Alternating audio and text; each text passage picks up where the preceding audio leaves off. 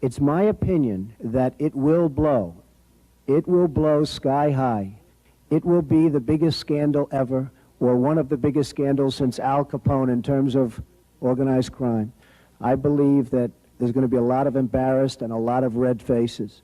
But to sit here and listen, as people are saying that there's no organized crime, that there's no money laundering, that there's no anything, and that an Indian chief is going to tell Joey Killer to please get off his reservation, is almost unbelievable to me. You have basically stated that the problem seems to be that the FBI doesn't have any people, or is that correct? Is the issue that you... No, I think it's far beyond that. I think that people have got paper bags over their faces and nobody's looking. Everybody, it seems to me, from even just a common sense standpoint, knows what's going on.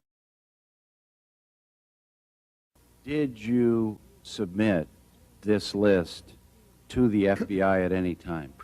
I'm not a law enforcement officer.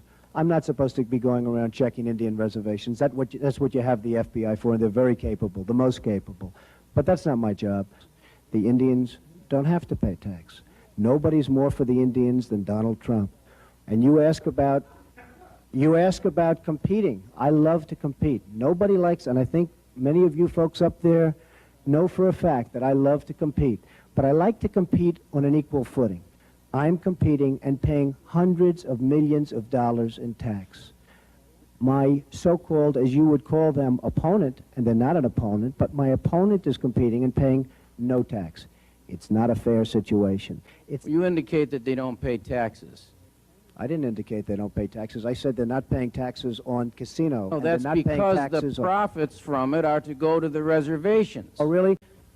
In spite of the FBI testimony that this is not a significant problem, Mr. Trump, in one sentence you say they are the most capable of agencies and that you're not a law enforcement expert, and then you tell us that you have superior knowledge to their knowledge about the extent of organized crime on Indian reservations. You've got a totally closed mind on the subject, sir. We could walk in here with the greatest proof in the history of the world, and frankly, your mind is so closed for whatever reason that I can't believe it. But you don't have that. If you really want to study this, yes. When you tell me that there are no FBI agents assigned to the Indian reservations, and yet you have tremendous numbers in Las Vegas and in Atlantic City, tremendous numbers. In fact, two of their largest places.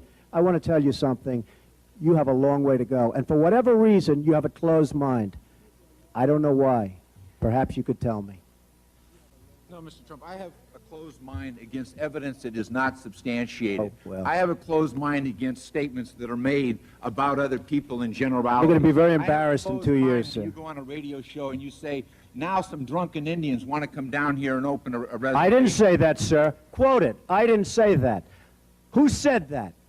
Who said that? I'd like an apology right now because I didn't say that. Imus opened the broadcast, so, excuse me, Mr. Imus said that. Okay. Could I please have an apology? You can have an apology. Thank you, sir. And then you went on to, is this you discussing Indian blood? We're going to judge people by whether they have Indian blood, whether they're qualified to run a gaming casino or not? That probably is me, absolutely. Because I'll tell you what, if you look at some of the reservations that you've approved, you, sir, in your great wisdom have approved, I will tell you right now, they don't look like Indians to me.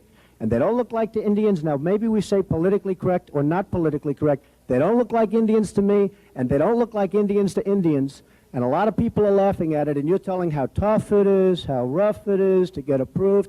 Well, you go up to Connecticut, and you look. Now, they don't look like Indians to me, sir. Thank God that's not the test of whether or not people have rights in this country or not, whether or not they pass your look test. Depends whether, yeah, depends whether or not you're approving it, sir. No, no, it's not a question whether I'm approving it. It's not a question whether I'm approving it.